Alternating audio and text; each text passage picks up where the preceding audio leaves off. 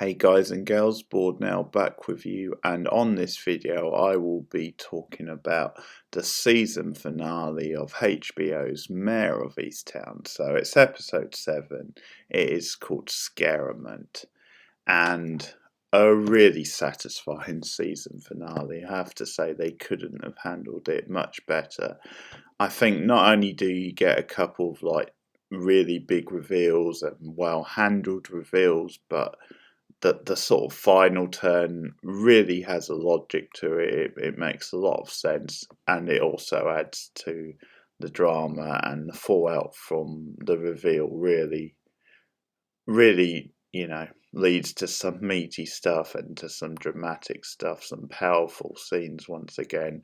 Another very emotional episode, but it just brings everything together really nicely. It's really sort of airtight and a credible resolution, and there's some nice stuff again with the characters in the town and just the way some plots and subplots are kind of rounded up. So it's very good stuff, very good writing again. And I'm really pleased with the finale. As I said, it's sort of a weird one because for a lot of the episode it appears as though the case is rounded up and that's done and dusted, and then you're just going through the different characters and seeing how things get left off. But it actually builds to the last sort of big turn, the last big twist, and it sort of happens organically really, which I really like, and it just feels really natural. And I think it's kind of the brilliance of the writing, in fact. So to start off with that stuff, and the first sort of big thing is that, of course, following on from last week, Mare has, followed them down to the lake, that being Billy and John, and it's revealed back at the station through Jess, Erin's friend, that she has a picture of John with Erin, so in bed together. So that's kind of the turn on that. Then John was actually the one who slept with Erin, was having a relationship, and so that makes John Erin's son's father, the real father of TJ. So that's the big sort of turn there. So for a while in the episode, at least, we sort of think that Billy was covering up for John, that he wanted to sort of take the fall and claim that he's the one who shot Erin. But according to John and what we hear early in the episode, it was actually him who did it. So we get, a struggle at the lake with Mare and John and Billy when Billy confronts John about the whole thing and is daring him to shoot him basically, and they get into a struggle, ends up in the water. Mare comes along and sort of gets involved and overpowers John and arrests him, and we get John's story later on at the station about what really happened, about the relationship with Erin, and how he apparently asked her for an abortion, but she wasn't willing to go through with that. So they then had the idea of, because she was with Dylan at the time anyway, just sort of passing it off as being Dylan's son. So just go along with that. But according to John in this interview scene, Erin just got really emotional and claimed, "Hey, you ruined my life," and that there was just a struggle, and he claims that he accidentally shot her. And there's certain little details to his story which just seem very sort of calculated and just kind of perfect. I think when you hear them in the moment, they do sort of feel quite realistic, and they feel, yeah, that's credible. You can imagine he had that sort of plan. But maybe sort of plant seeds of doubt in your mind as well, because it is so early in the episode. But he comes up with things like saying that he got a lift from Frank after killing Erin, and that was like a deliberate thing because he wanted to use Frank as an alibi. And he also says he took Erin's body back to the park where obviously the whole incident with the other kids happened, and he did that because she mentioned she'd been there earlier. So it's this sort of thing where the police would maybe not suspect him that way. They would suspect that it was someone who was at the scene earlier. So you get all these nice little details. Um, and I think the reason the later twists work so well is because, in a way, and I'll get to the twist in a moment, but in a way, the twist is the sort of same as the one we've just heard and the explanation, except it's just applied to a different character, but it's through the same sort of logic, which you'll understand when you sort of hear it. Full spoilers, of course, but I think just talking about the way they come to the real truth, what I like about it is that, because for a lot of the middle half of the episode and for most of the rest, it is actually just dealing with Mare and her family, and there's actually a lot of positivity with this episode because with Mare and her family, because there's a lot of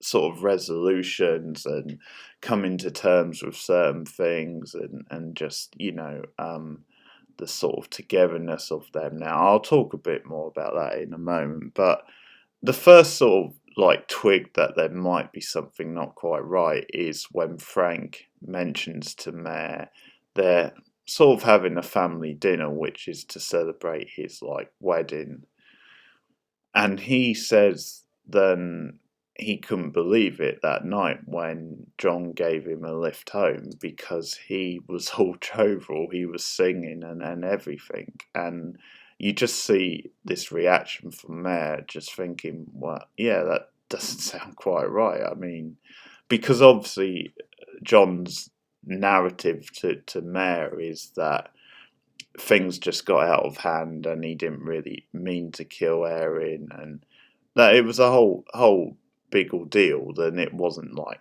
a cold, like calculated sort of thing. So it doesn't quite ring true that he would be then all celebrating and jovial in the car with Frank. And it's a really good sort of character beat for Mare, the fact that even when there seems to be quite concrete evidence that the case is solved and everything, then she doesn't quite leave it go, or let it go, sorry. There's like this lingering doubt in the back of her mind. And the episode, I think, because it focuses a lot on the other characters for most of it, it actually does a good job in sort of kind of just having that slow burn sort of feel where it's in the back of your mind, the way it's in the back of Mare's mind, that, hey, yeah, there's maybe something else to find out here. And I just like that one sort of comment from Frank sort of sets her mind racing, and she sort of asks the chief about the forensics of it, and he says, hey, yeah, this guy's the best forensics guy in the area, and it all seems airtight in terms of the evidence. And just the way she almost stumbles upon the key like reveal is kind of genius, and it just feels like something that feels very true to this series and to the like to Easttown, because it's then she's called to Mr. Carroll's house, who's obviously recently lost his wife, and he just tells us that recently he's been losing a lot of items, and that he had his gun stolen for a small time, but then it did show back up, and he shows Mare the gun and says that it was missing 2 rounds, and the crucial part is that the gun is the same gun as was used in the shooting of Erin. So Mare says, well, who else had access to this shed where the gun's being held? And he says, apart from me, it's the only other person is the one who mows our lawn, cuts our grass. And Mare's like, well, who's that? And Mr. Carroll says, it's Ryan. So it's Ryan, as in Laurie's son, Laurie and John's son. So that's the big reveal where Mare watches like, I mean, maybe it's a little bit convenient and there happens to be video footage, but I guess maybe they're saying nowadays CCTV cameras everywhere, but she has video footage and she actually looks on it and sees Ryan getting the gun from the shed. And so it builds to the dramatic end of the episode, and what I really like about the scene afterwards is the way Mare approaches Ryan. He's like, I think he's at school, he's on the field or something like that, and as soon as he sees Mare approaching him, he knows that she knows. So he runs off all frantically, and what I love about Mare and her reaction is that she doesn't go straight after him. She hangs back, and Winslet sells everything just on her facial expressions, but it's sort of notable that she's more cautious than she might have been, and she actually calls for backup, lets them know what the situation is. But there's a sensitivity to Mare in this scene, where because of the ramifications, because Ryan's obviously a minor, and because not only that, but it's the son of her close friend Laurie, then I think it just adds an extra sort of sensitivity to the way she approaches it. She doesn't go in all guns blazing, sorry, and it's notable that she does actually call for backup. And again, I think Kate Winslet sells it so well. I think it's fair to say this is one of her best ever roles, one of her best performances and characters. But yeah, it's later when they go to the house and Mare actually says, let me go in, let me do it. And again, it's that personal touch. She wants to do it because of the connection with the characters, and she just feels it's right, then she brings it in and handles it. And it's really emotional stuff with Ryan when they talk to him when he interviews. And one of the turns is then in the previous episode, I think it was 2 episodes ago now, the secret to do with the secret affair that John mentions to Ryan, that he told him not to tell Laurie. The affair was actually with Erin, so John's affair with Erin. It wasn't the affair with the other woman. So that's another thing to add on.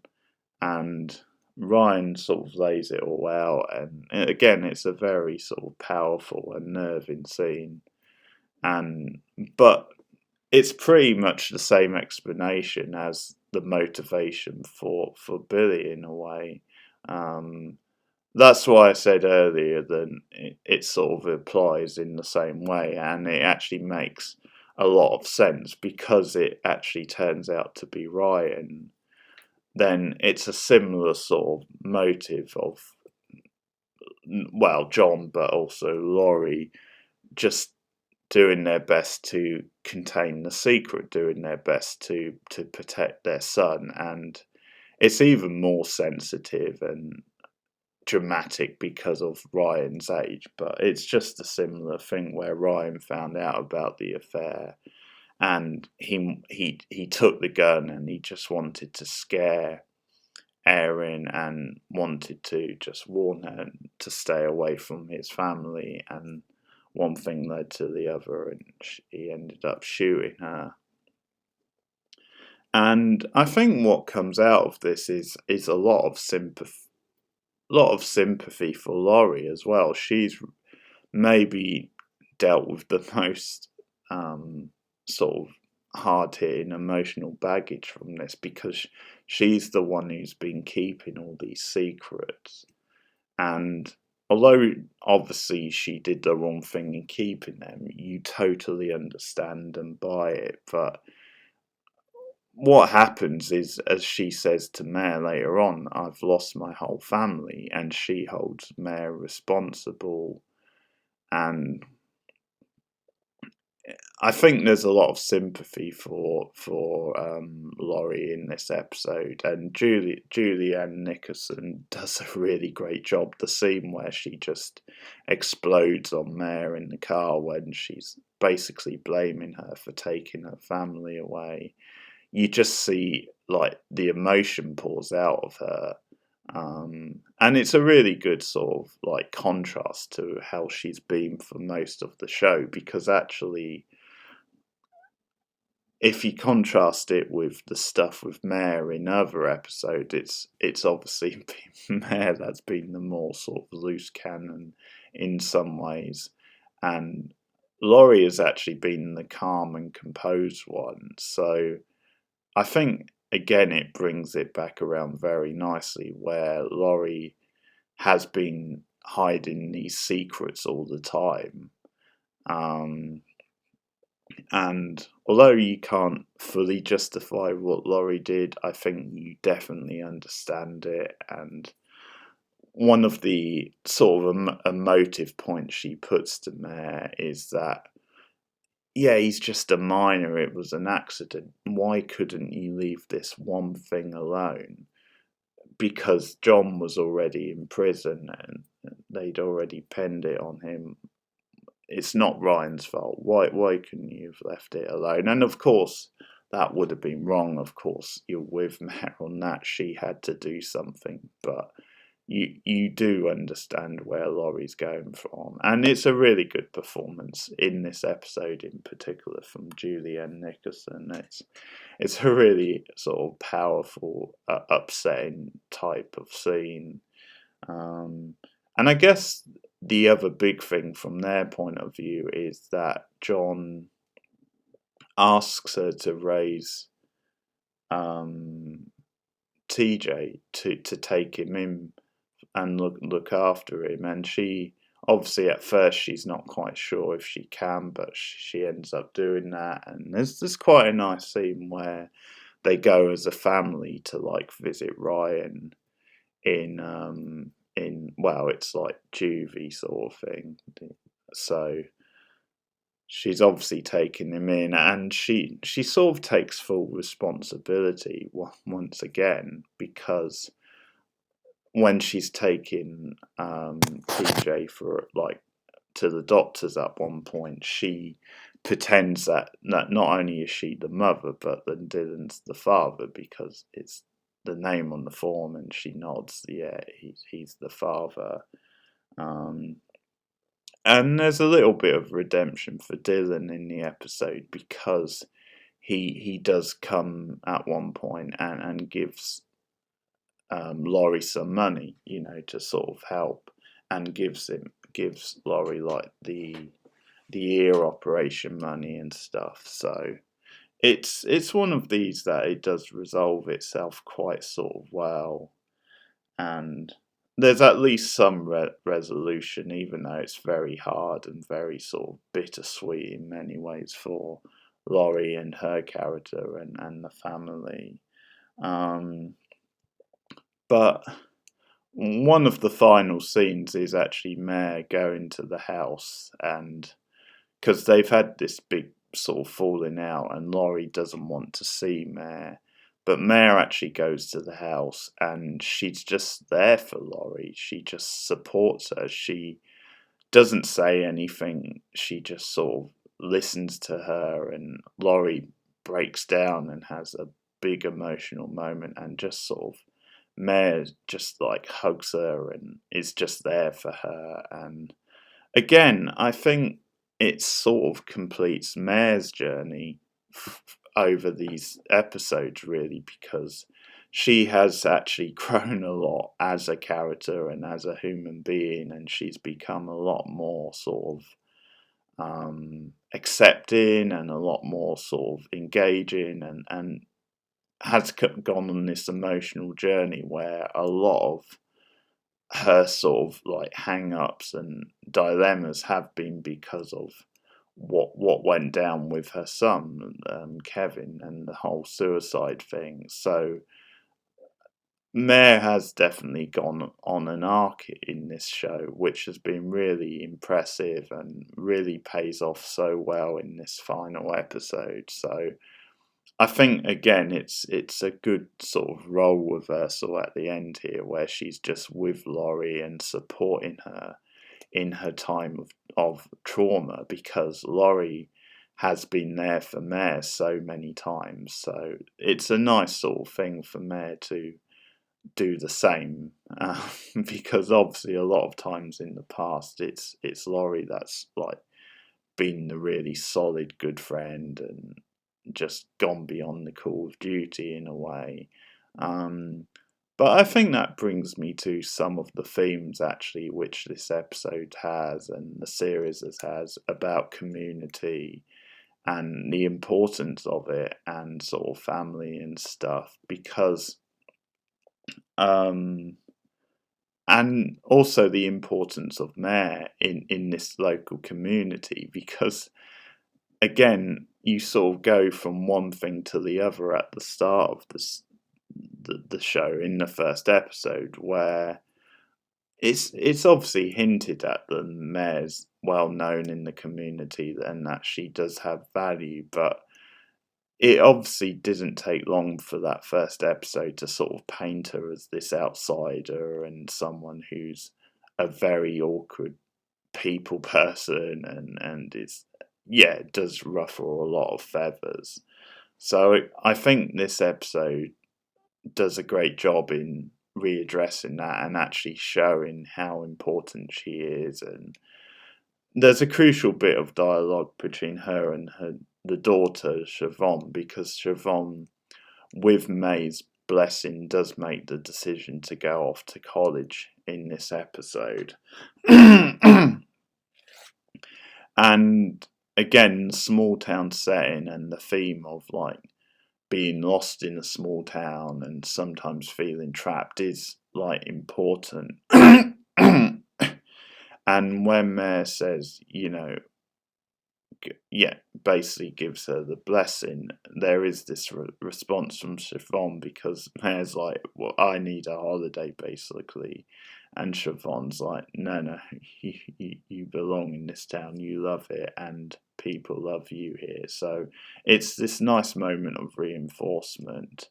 And I think that's what we see in the episode, how important Mare is to the town and the sense of community, because there's like a small scene where there's a summon in church with the deacon, who of course has been cleared because of the new evidence, and he sort of mentions about how there's many who have mixed feelings of him because some of the accusations made against him.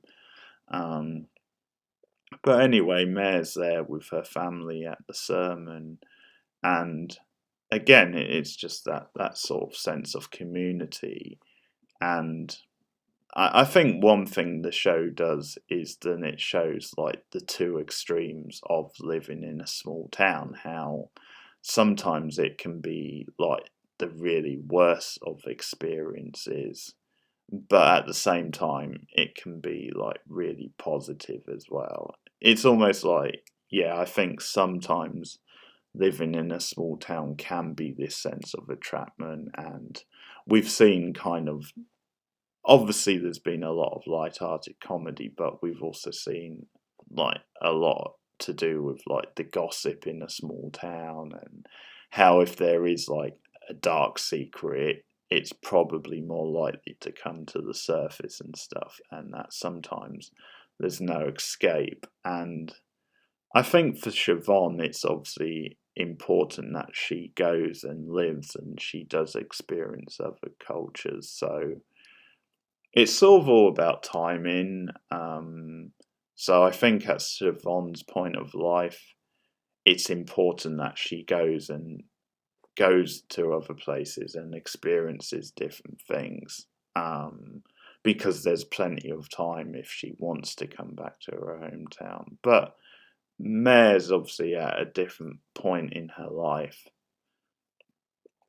But again, we really see by the end of the episode how important she is to the community and how important community is and the smaller town, because I think on the positive side, it's this thing where if you are a tight-knit community and you have sort of close bonds to your family, then the other end of things is that then there is greater support. There is a closer sort of support unit, and they really sort of rally round. And we see the family in this episode really rally around Mare, where they're sort of at one point Helen and Siobhan are reinforcing her and kind of saying, no, you are not to blame for what happens to Kevin. What happened to Kevin? It wasn't your fault, and they're just there for them for Mare, and they just come through for her at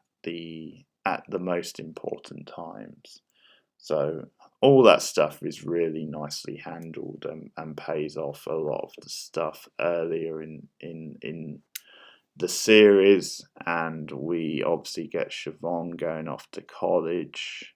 We also get them adopting the other kid, and that's because Carrie decides that because of her drug issue she can't take him right now. And that's a good sort of a good scene because Mare isn't like judgmental in the scene either. She says she understands and you're doing the right thing for him, and yeah, as long as it's Drew, isn't it, the name? Yeah, Drew, the name of the boy. She says as long as he's getting a good home and good support and everything, then I'm happy. And she isn't judgmental at all.